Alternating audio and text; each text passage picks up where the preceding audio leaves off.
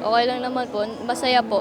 Yung Ilocos po kasi, onti lang po nakuha ko, pero ngayon, okay, nakakuha po ako. Nakailan ka sa Ilocos? Ano po, apat po ata, apat. Ilan dun yung gold? Floor, high bar, vault, team, IAA. Papunta dito, ano yung goal mo? Goal ko po kasi makakuha po ng maraming para po sa mga teachers, coach ko po. Tapos para po matulungan ko po magulang ko. Nagustuhan ko po dun sa gymnastic kasi may magagaling po mag-tumbling yulo po. Nagustuhan ko rin po kasi nakakuha rin po sila ng maraming medal. Tapos magagaling po, malulupit po sila sa gymnastics, sa tumbling po. Si idol ko po, yung nanalo po sa Olympics, si Carlos Yulo. Tapos yung kapatid niya po, si Eldro Yulo.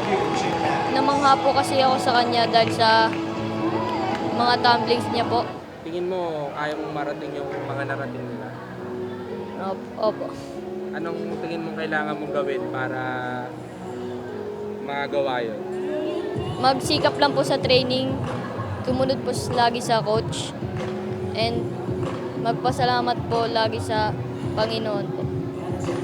Gaano ba kahirap mag-training sa gymnastics? Explain mo sa amin ano yung paano yung nagiging training mo araw-araw? Araw-araw po ako nagtitraining, tuwing linggo lang po yung rest day. Training po kasi namin mga 3 to 4 hours. Nag-i-enjoy ka naman kahit ganun kahaba yung yung training? Opo, nag-enjoy po ako pero sobrang hirap po talaga eh. Kailangan po talaga mag-training para makuha po yung lagot. After nitong palaro, ano pa yung mga gusto mong makamit?